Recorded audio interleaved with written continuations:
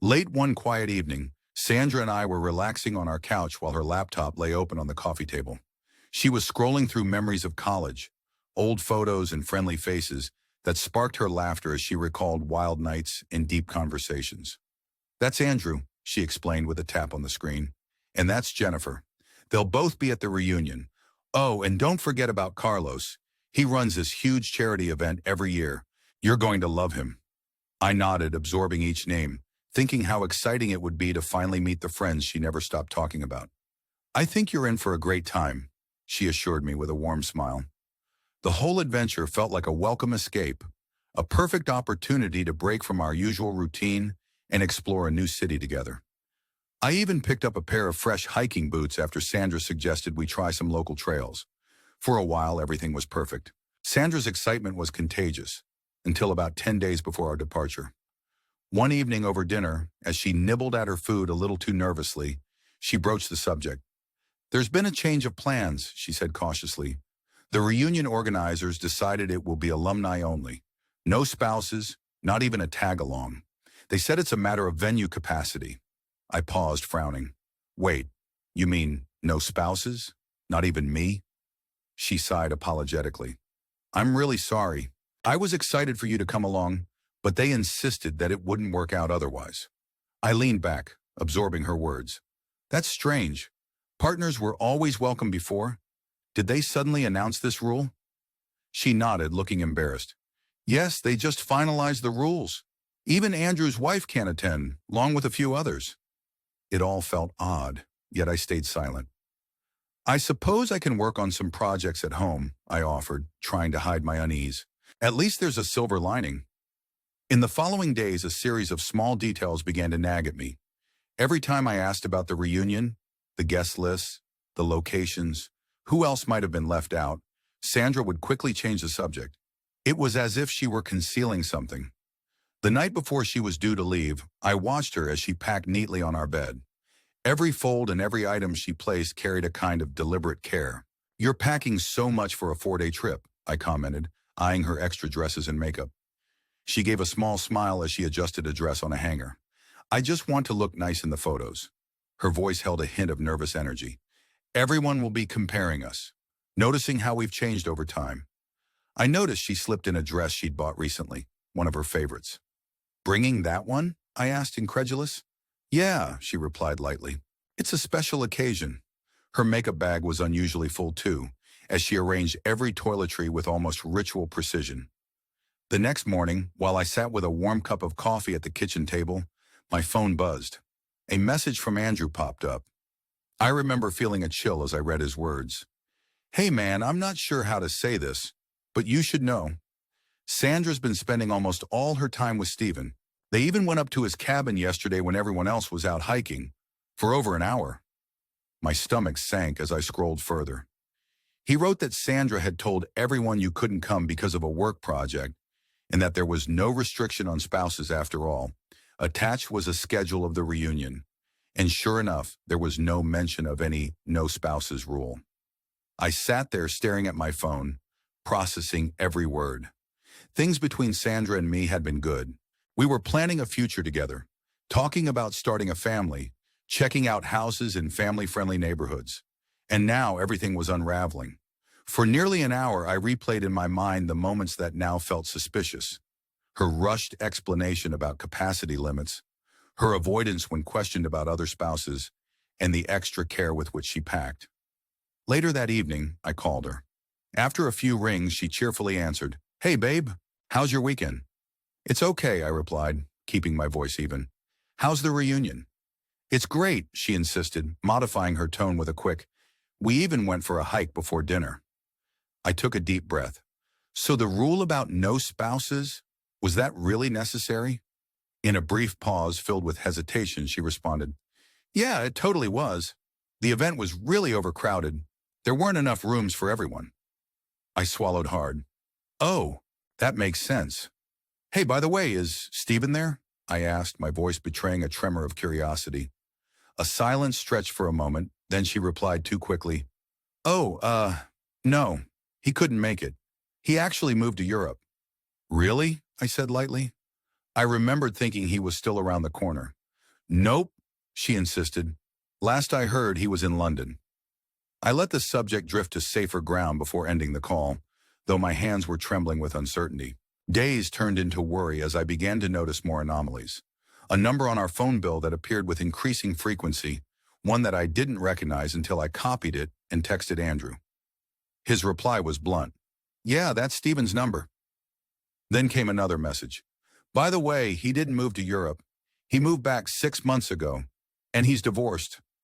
I couldn't process it all. I grabbed my bag, hopped into the car, and drove straight to my sister's house. Upon entering, she sensed my distress.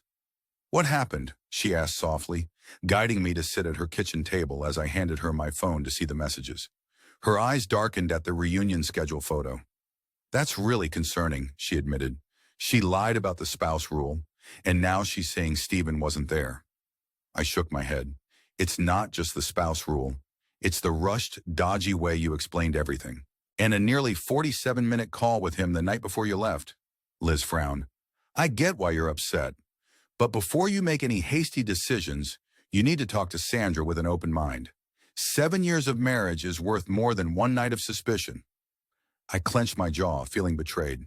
So, I should just ignore that she's been sneaking around with her ex? I demanded. No, she said firmly, but maybe there's a reasonable explanation for it all. The calls might have been innocent. I scoffed and muttered, 47 minutes isn't innocent. For the next few nights, I stayed at my sister's place, watching Sandra's texts trickle in, generic status updates, group photos from the hike, dinner pictures in a crowd. No personal notes, no "I miss you," nothing that felt intimate. I turned to social media where I quickly found photos of Sandra in the company of Stephen. In one shot, Stephen's hand rested on her lower back. In another, the pair engaged in a deep conversation away from the group. Every image tightened the knot in my stomach. By the time Sandra's flight was scheduled to return, I had gathered evidence. Printed call logs, the reunion schedule, and screenshots of every damning photo. I spread them out on our kitchen table and waited. When the front door opened, Sandra's small smile froze as she took in the sight of the evidence. What's all this? She asked, voice trembling. I inhaled slowly. We need to talk, I said gravely. She hesitated, stepping closer as I held out the printed schedule. You said no spouses were allowed, but that's clearly false. Her eyes widened as she saw the phone records next. And these records show an hour-long conversation with Stephen the night before you left. Her face fell. Charles, I was just trying to make things easier. Avoid awkward situations. I pressed forward. Easy for who, Sandra? Your careful packing, the dodge questions. This wasn't a one-time mistake. Her eyes were filled with tears as she pleaded, I didn't think you'd understand. Understand what? I demanded, voice tight with pain. She stammered. The organizers didn't really ban spouses. I wasn't going to mention Stephen because I didn't want to ruin the event. I gestured to the records. This is more than a ruined event. It's a breach of trust. Call me on that 47-minute conversation. She quickly offered weak excuses. Stephen was struggling post-divorce, a friend in need. Each explanation only deepened my hurt. So you lied repeatedly to keep me in the dark? I said bitterly. Her defenses crumbled before she admitted. We went to his cabin briefly, but it wasn't what you think. A bitter laugh escaped me. Not what I think? These are not just harmless texts. They're evidence of deception. With every word, it became clear that the lies had layered upon each other until nothing was left of our marriage's foundation. That night I left, packing a few discreet belongings, as my sister urged me to consider marriage counseling. But 7 years of shared dreams, from plans for children and a future home, were now overshadowed by betrayal. I explained to Sandra as she pleaded for reconciliation, I can't trust you anymore. I'm leaving tonight. Despite her desperate calls, the relentless texts and voicemails that followed, I stayed resolute in my decision. The next morning, I'd signed a lease on a modest apartment near work. I told her simply, I'm moving out. Her reaction was a mingled mix of shock and sorrow, of a world collapsing before her eyes. In a heart-wrenching family meeting at her parents' house, her father advised that every marriage has its trials and that every mistake can be forgiven. But I could only see the deliberate lies and had already made up my mind. Over the next days, mutual friends whispered their own versions of events. Some claimed Sandra painted me as irrational. Others insisted that trust, once shattered, can never truly be rebuilt. As I packed my life into boxes and moved out with help from a few close friends, the painful truth became undeniable. My sister filed the divorce papers under irreconcilable differences, and soon our separated lives would become official. Then came Sandra's desperate attempts. Unannounced visits to my apartment bearing flowers and folders of handwritten notes, even a final coffee meeting where she brought a collection of our shared photos to argue that nothing serious had happened. I listened, each word echoing the same pattern of half-truths and evasions. It wasn't a full-blown affair, she insisted. We were just friends. I couldn't ignore the mix of contradictory details, the switched seating at dinner, the extra-long phone calls, and the pictures that said otherwise. I warned her firmly, "You're throwing away our 7 years together over secrets and lies." Yet every counter-argument fell flat against a barrage of messages, phone calls, and desperate notes from our mutual friends. One friend, Ben, asked with genuine concern if I was sure about ending it all. Another, Alicia, echoed, "Maybe you're overreacting." But deep inside, I knew this wasn't about overreaction. It was about trust and truth. A week later, I met Andrew in a small cafe near his office. He looked apologetic, like he never wanted to be the bearer of such heavy news. Carefully, he showed me a dinner photo from the reunion. "See?" he said in a low voice. Sandra changed her assigned seat to sit next to Stephen. He recounted that they had stayed together throughout every meal and activity, laughing as if old college buddies reunited. When asked about their long absence during a scheduled hike, he hesitated. They were gone for over 2 hours. Each revelation drove home the bitter reality. Sandra had spun a web of deceit that kept me in the dark. "You lied," I repeated, my voice raw with emotion. Andrew's reply was solemn. "I understand how much it hurts, Charles. I've seen my own marriage weather storms. But secrets destroy trust faster than mistakes do." And that was the brutal truth. I never felt like I stood a chance once the lies began to pile up. 2 days later, I confronted Sandra. I arrived at our usual coffee spot, only to find her already waiting, a cup of my favorite drink in hand. A gesture that once melted my heart now felt like a calculated move. "Hey," she greeted softly, eyes red as if fresh tears had passed. I didn't waste any time. "What's in this folder?" I demanded as I met her gaze and saw photos from the reunion, each one clearly placing her with Stephen, despite her earlier denial. Sandra tried to defend herself. "The pictures show I wasn't sneaking around. They only show group events." I shook my head. "It's not about the photos. It's about the repeated lies. You changed your story about the reunion, the phone call, even your seating arrangement at dinner." Her voice cracked as she protested. "I just wanted to avoid conflict. I never wanted to hurt you."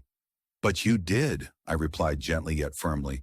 "You purposely kept me out of the loop, and now, even though I know the truth, I can't trust you." She scribbled down names on a napkin, insisting that others could vouch for her version. I pushed the napkin back, my heart set. "I'm done, Sandra. I can't rebuild trust with someone who lies repeatedly." Her words pleaded, "You're throwing away 7 years over this. Can't we talk it through?" But I was firm. Tearfully, she called out as I left, and that very night, my phone bombarded me with her desperate calls and voicemails, from tearful apologies to angry accusations that I was being unreasonable. My sister advised me not to escalate things further legally until I made up my mind. Yet as I began assembling the final pieces of evidence, screenshots of heated texts, call logs, pictures, and as I processed every painful detail, I knew there was no going back.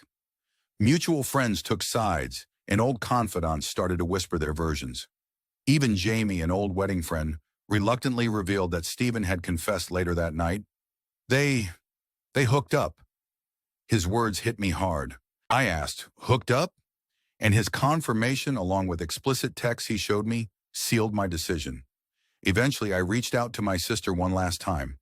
Amidst the chaos, she advised, "Don't confront her further. Let the legal process sort out the rest." Even though my heart ached, I knew that my inner resolve was unshakable. I forwarded Stephen's contact details, every scrap of evidence, and prepared myself for the final steps. A divorce that was as much about reclaiming my integrity as it was about parting ways. Over the next few weeks, the divorce proceedings began. Sandra's version of the story found its way to our mutual acquaintances, painting me as the stubborn one, while her own narrative wavered between regret and defiance. In the midst of everything, I started to rebuild my life. I moved into a modest new apartment, one that symbolized a fresh start. I threw myself into work, found solace in physical labor, and gradually the chaos gave way to a slow, uncertain calm. Then came one final twist, a heartfelt email from Sandra bearing the subject line, "The Whole Truth." With a sinking heart, I opened it. Sandra admitted in stark detail that she and Stephen had not only kissed, but that they'd slept together twice during the reunion. She explained that her initial denial was a desperate attempt to preserve our marriage, and that her inconsistent stories were born out of fear and shame. It changed nothing. It only confirmed the betrayal I had long suspected. I shared the email with my sister, who urged, "Do you want to use this in court?" I replied quietly, "No, the terms are fair.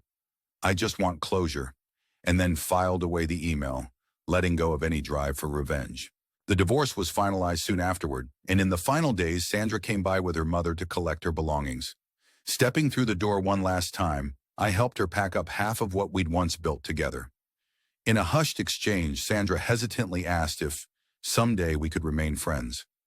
I looked at her, exhausted, and whispered, "A clean break is healthier for both of us." The parting was silent, final, and bittersweet. Before I sign off on today's story, I want to remind you, our channel is dedicated to digging into life's most human dramas, uncovering truth behind our everyday choices. If this story resonated with you, please hit that subscribe button, leave a thoughtful comment, and share your own experiences with trust and heartbreak.